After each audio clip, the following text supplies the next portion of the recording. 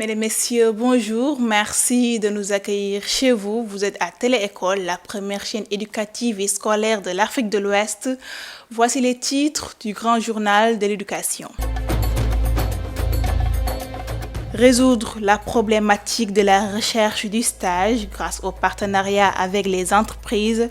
C'est la stratégie mise en place par l'établissement Subdeco pour faciliter l'insertion de ses étudiants dans le marché du travail. Télé-École se déploie dans les régions du Sénégal à travers l'installation de ses clubs régionaux. Objectif fédérer des activités des écoles et universités. Dans ce journal, Ramatadia nous fera le point. Et puis l'apprentissage des mathématiques aux jeunes de manière ludique. C'est l'objectif visé lors du séminaire d'initiation à la matière organisé par l'ANIMAT et le réseau des clubs scientifiques de Dakar. Je vous l'annonçais en titre, chaque année, des milliers d'étudiants et étudiantes laissent temporairement les bancs de l'université à la recherche d'un stage, une étape importante et enrichissante car elle permet un premier contact avec le marché du travail. À l'école Subdeco de Dakar, le corps administratif ne ménage aucun effort pour faciliter l'insertion aux étudiants dans des entreprises afin de développer leurs compétences sur le plan professionnel. Plus de précisions avec ce reportage de Henriette Khadidjian. Un stage en entreprise est un complément indispensable à une formation de qualité. Le stage bonifie les enseignements théoriques reçus et permet à l'étudiant de se familiariser avec l'environnement professionnel et surtout d'acquérir une première expérience pratique afin de le rendre opérationnel dès sa sortie. Pour que la formation de nos étudiants soit vraiment effective, ce serait bien qu'ils puissent avoir une expérience dans le milieu effectif.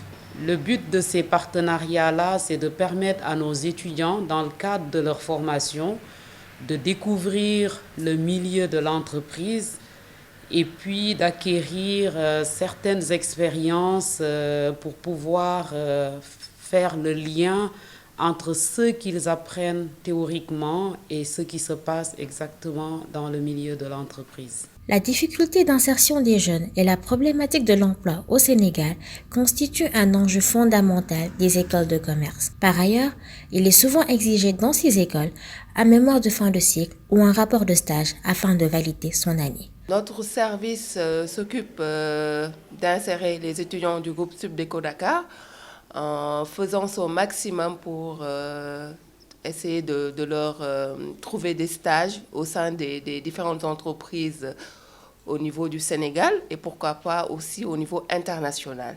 Lancée en avril dernier, la radio UCAT FM émettant sur la fréquence 94.7 est un outil de communication interne et externe conforme au prestige et à la place d'Université de Dakar dans la formation de l'élite nationale et internationale. Cette radio universitaire est un nouveau moyen d'insertion des futurs journalistes dans le monde du travail. Elle représente surtout la voix des étudiants.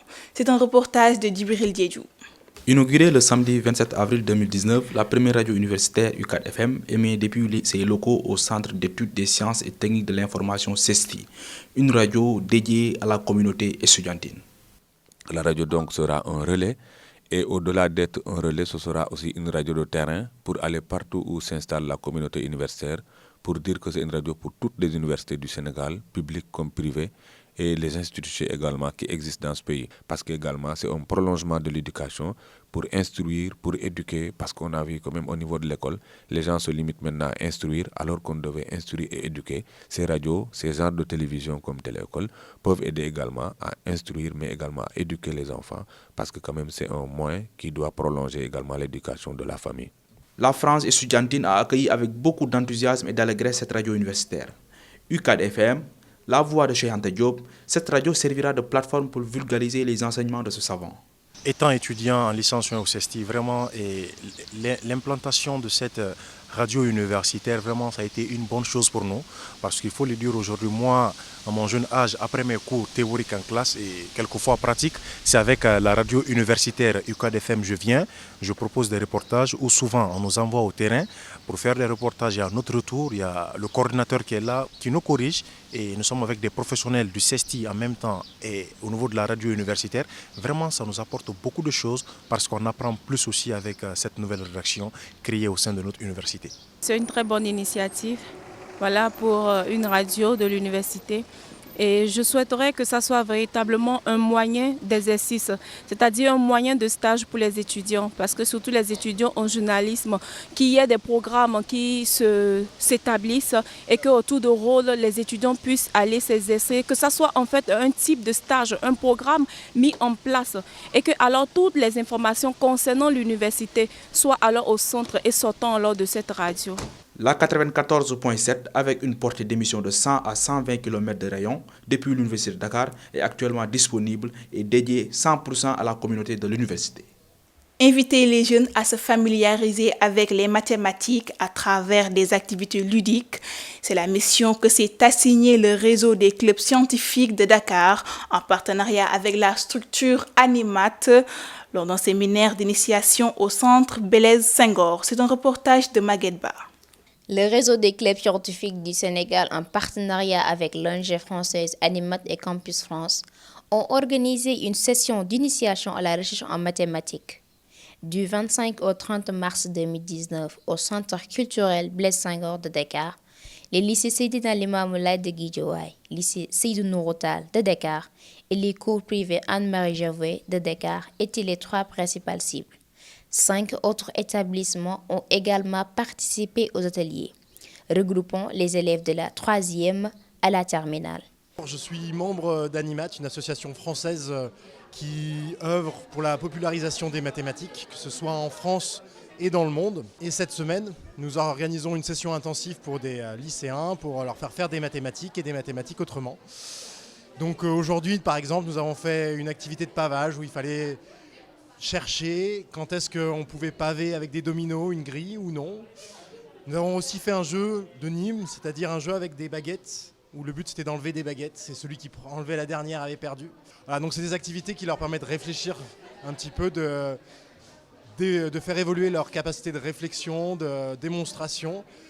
Et tout ça autour des mathématiques, mais en gardant un esprit très ludique pour leur donner envie de faire des sciences, pour espérer que plus tard, ces jeunes-là deviennent des scientifiques et fassent grandir ce beau pays qu'est le Sénégal. Tourner autour de développer le goût des mathématiques et de la recherche de problèmes nouveaux, préparer les élèves aux concours mathématiques nationaux et internationaux, encourager l'engagement des lycéens dans les filières scientifiques. On est là avec différentes écoles et on essaye de faire certaines activités qui vont pousser les élèves à mieux apprécier les maths, à mieux savoir leurs utilités, leurs applications et peut-être à partir de là, faire aimer la chose à leurs camarades et aussi parler de ça à leurs parents qui vont pousser encore plus les enfants à intégrer cette filière. D'habitude, en classe, ce qu'on faisait, c'était plus des maths théoriques. On apprenait surtout avec des alphas, des x au carré, des x au cube et tout. Mais on n'a pas vraiment su l'utilité dans la vraie vie. Alors qu'ici, par exemple, si on voit, on a des problèmes de la vie quotidienne, on se rend compte qu'on n'est même pas apte à les résoudre la plupart du temps, bien qu'on peut facilement s'en sortir avec des problèmes de maths théoriques. Donc ce fut vraiment un enseignement, je dirais, très fructueux et c'est vraiment intéressant quand même.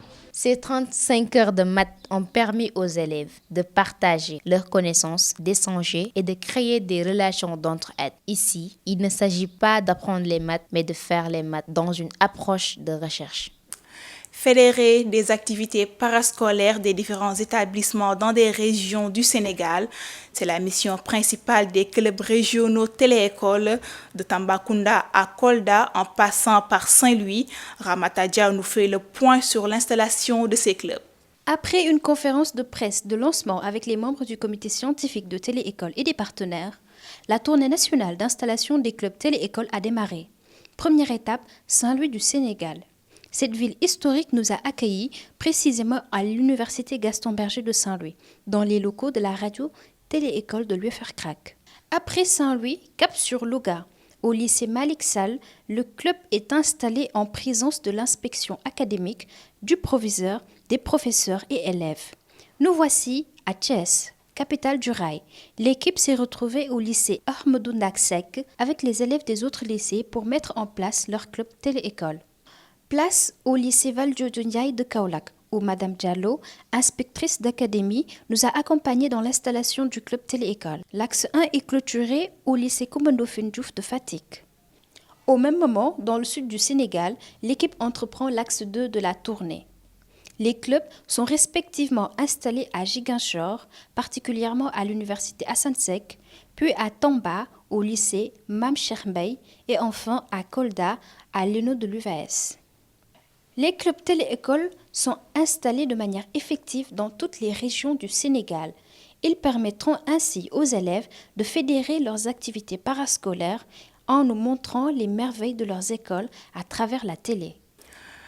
Téléécole a ouvert ses portes aux étudiants et élèves venus nombreux lors de sa deuxième journée d'intégration. Plusieurs activités étaient à l'ordre du jour, telles que la présentation du grand journal de l'éducation ou encore les techniques d'interview. Objectif, agrandir la grande famille de Téléécole. C'est un récit de Ramatadia. À l'occasion de la deuxième journée d'intégration, coïncidant avec l'ouverture officielle de la télé l'an dernier, Téléécole a accueilli élèves et étudiants pour des ateliers de formation et d'initiation à la présentation télé. Cette journée vise à promouvoir et à fédérer ces jeunes à travers des activités parascolaires. Après un bref tour de table pour les présentations, les élèves et étudiants ont commencé leurs activités présidées par leur coach Régis Moukila. La présentation du grand journal de l'éducation était de mise pour travailler la gestuelle, la diction, mais également gérer le stress. Il s'ensuivit une visite de la régie mobile, une innovation majeure de Téléécole. Cette régie est équipée de plateaux où les apprenants ont pu faire des simulations de plateaux retransmis en direct.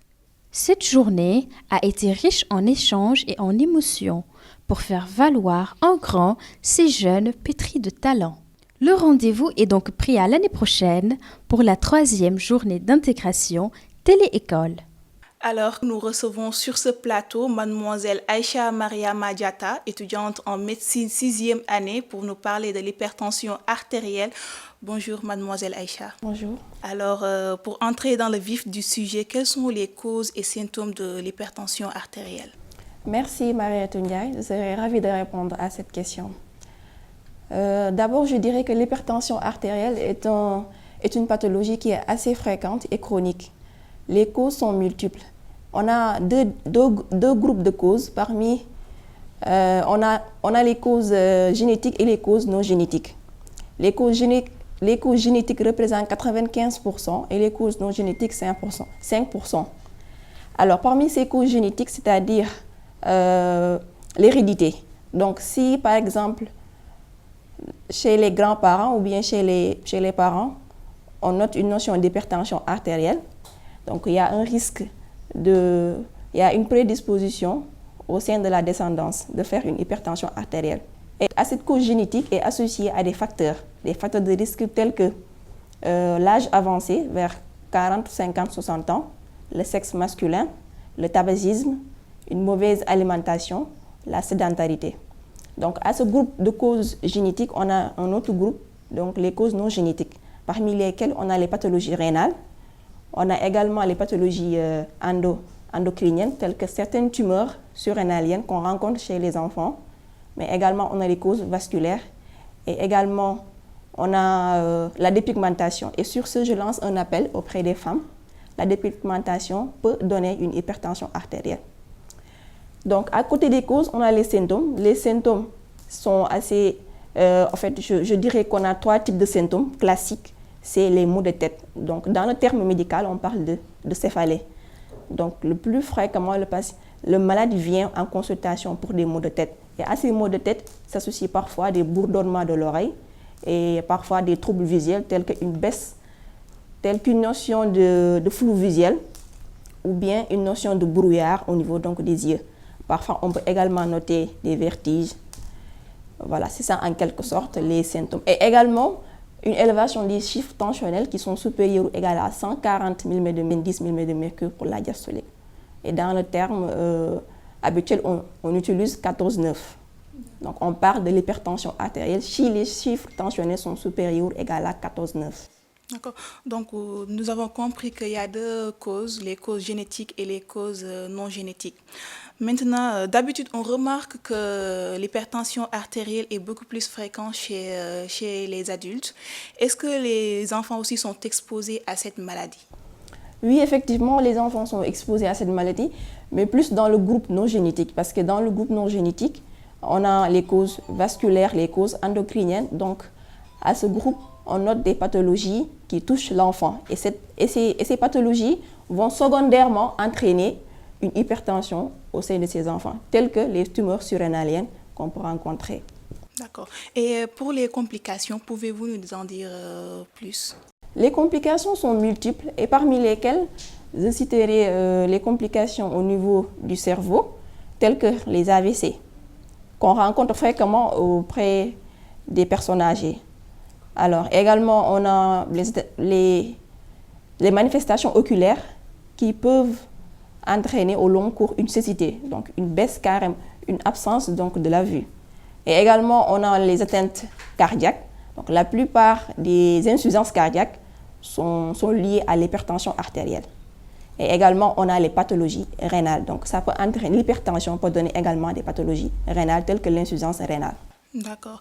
Et sur ce, est-ce qu'il y a un traitement qui permet de guérir définitivement l'hypertension artérielle? Alors, je ne dirais pas de guérir définitivement, mais de stabiliser la maladie. Parce que l'hypertension artérielle est une pathologie qui est chronique. Donc, qui dit chronique, ça veut dire que ça évolue au long cours.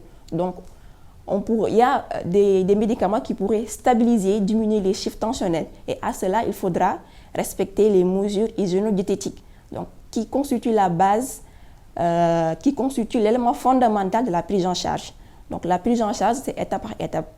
Rien qu'avec les mesures hygiéno-diététiques, on peut stabiliser, voire éliminer cette pathologie. Mais il faudra quand même maintenir les mesures hygiéno-diététiques. Et parmi lesquelles, il y a le régime alimentaire qu'il faudra respecter, un régime qui est pauvre en sel dans la journée. Donc, on ne dit pas d'éviter carrément le sel, parce que la plupart des malades, quand on les dit, certains, quand on les dit d'éviter le sel, ils éliminent carrément le sel, alors que ce n'est pas ce qui est conseillé. Tout excès est nuisible, mais également quand ça manque, ce n'est pas bon. Donc, régime hyposodé dans la journée, moins de 5 grammes, ce qui est difficile à quantifier dans la cuisine sénégalaise, parce qu'avec les bouillons qui sont utilisés, tout ça, donc c'est difficile à quantifier. Mais quand même, il faudra limiter la consommation de sel dans la journée. Et le soir, il faut éviter le sel carrément. Le soir, on ne met pas de sel. Il ne faut pas manger le sel le soir. Mais dans la journée, on peut l'utiliser, mais à de faibles quantités. À côté du sel, on a les régimes, les alimentations qui sont trop gras, l'alimentation graisseuse. Donc, il faut, dans ce cas, l'huile aussi. Mais il y a certaines huiles qui sont préconisées, telles que les huiles végétales. On a l'huile de soja, l'huile d'olive, donc qui sont des huiles polyinsaturées. Et quand je parle polyinsaturées, ce sont des huiles qui permettent d'éliminer certains radicaux libres, certains éléments qui sont toxiques pour les cellules. Donc ces genres d'huiles sont préconisés, à la différence des huiles qu'on rencontre dans le marché, qui sont parfois des huiles végétales qui sont néfastes pour la santé. Mais les huiles, les huiles animales ne sont pas préconisées. Ce qui est préconisé, c'est les huiles végétales, comme je l'ai dit tantôt, c'est l'huile de soja, l'huile d'olive. Donc, à côté de cela, il faudra préconiser une alimentation qui est riche en fibres, c'est-à-dire légumes et fruits, en fonction de la disponibilité, en fonction des moyens du patient. Mais également, il faudra faire de l'activité physique, éviter la sédentarité. 30 minutes de sport 3 fois par semaine. Donc, c'est un peu ça concernant le traitement. Mais également, si les mesures hygiéno-diététiques ne sont pas respectées, on sera appelé à donner des médicaments. Et les médicaments, il y en a plusieurs. Donc, il y en a des médicaments en monodose, il y en a en association, en fonction de la sévérité. Mais La prise en charge standard, c'est les mesures hygiéno-diététiques. D'accord, merci beaucoup Aïcha d'avoir répondu à notre invitation. Merci beaucoup. Et nous allons continuer cette édition avec l'Institut français de Dakar qui a abrité la 4e édition de la Nuit des idées. Une séance de réflexion axée autour du thème Face au présent. Les différents acteurs mobilisés pour cette nuit dédiée à la réflexion nous invitent à nous interroger sur notre perception du temps à l'heure de la dictature de l'instant. C'est un récit de Mohamed Sow. La Nuit des idées, qui chaque année est une invitation à découvrir l'actualité des savoirs, écouter ceux qui font avancer les idées et échanger sur les grands enjeux de notre temps, a eu lieu le 31 janvier passé sur toute la planète. Autour du thème Face au présent, elle a réuni à l'Institut français de Dakar des intervenants venus d'horizons différents et susceptibles d'informer un riche débat. Face au présent, ce thème entrecroise de multiples enjeux. Mais le choix est porté sur la réflexion d'ensemble aux formes que peut prendre l'engagement dans notre société et par les défis du numérique. De quoi notre présent est-il véritablement fait? Comment faire face à ce qu'il propose ou exige bien souvent? Quelle place réserver aux jeunes, aux enfants? Ces initiatives innovantes peuvent déjà nous permettre de mieux préparer l'avenir. Cette turbine a donné un écho aux voix qui s'élèvent aujourd'hui contre l'immobilisme, le manque d'engagement, l'ignorance en général, à celles qui aident à penser les grandes mutations du monde, aux initiatives citoyennes qui inventent la voie d'un avenir commun meilleur.